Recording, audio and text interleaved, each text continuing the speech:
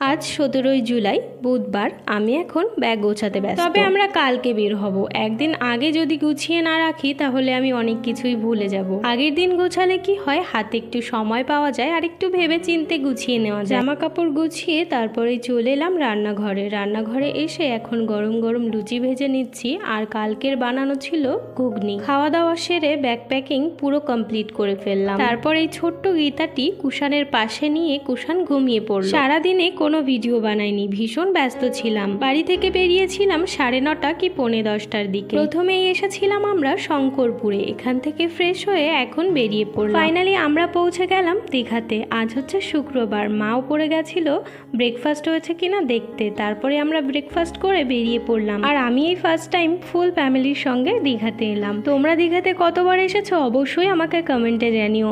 আর যে যাই বলো না কেন, ফুল ফ্যামিলির সঙ্গে আসলে কিন্তু একটু বেশিই মজা হয়।